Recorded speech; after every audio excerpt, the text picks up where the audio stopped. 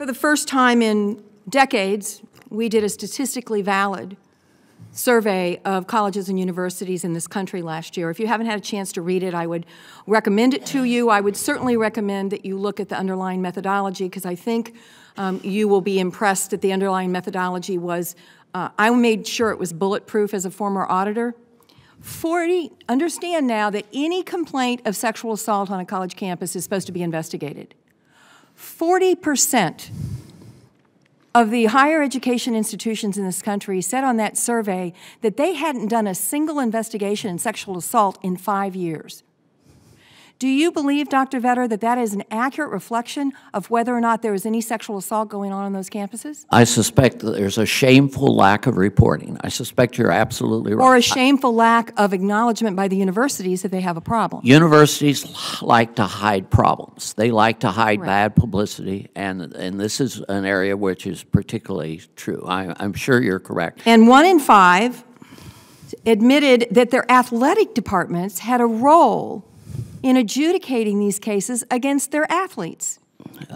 I believe that, and I think there's a scandal in intercollegiate athletics too. So my question is, do you believe that Title IX was good in terms of equality for women in terms of sporting opportunities, that federal law? Do you believe in that? I think it's probably a good thing. I have no problem with it. So that was a good federal role? Yeah, yeah, sure. Okay.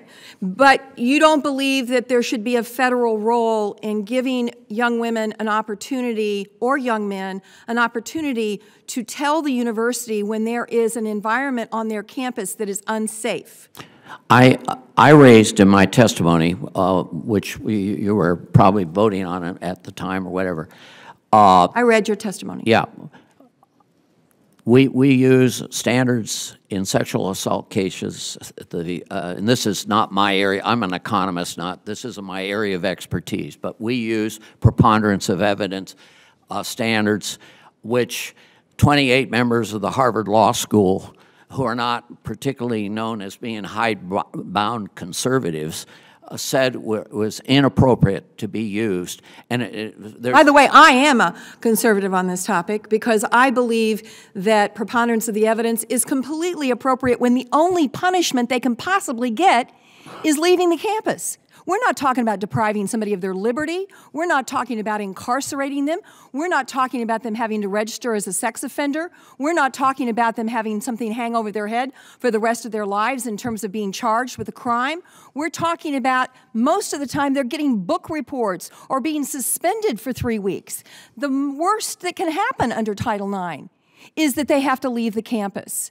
Now, do you not believe that under those circumstances, the safety of the campus, if it's a preponderance of the evidence, that's not a, I think this is a conservative position, not a liberal position. I think the liberal position is, let's make sure that we give every benefit of the doubt to people who've been accused of raping women on campus.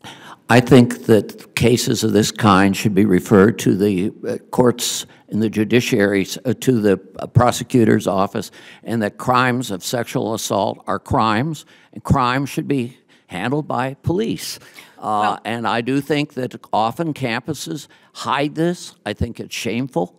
I agree with you, Senator, on that. Well, there are a lot of things going on in campuses that are shameful. The interesting issue, though, is how should these things, should they be settled from D.C. or should they be settled at the state level? And I think that there's, honest differences of opinion. I think there are honest differences of opinion, and I know I'm out of time, but I will close that, Mr. Kerry, one of the things our legislation will do, that some of us are co-sponsors of the legislation, Kelly is, Senator Ayotte is one of the co-sponsors, is it would provide a climate survey that would allow apples-to-apples comparison of how students feel about how safe they are on these campuses, which goes to your point about consumer education. Right now, the Clary statistics, nobody has any idea what they are. They don't know how to get to them. They are not being done in a way that even allows a comparison campus to campus.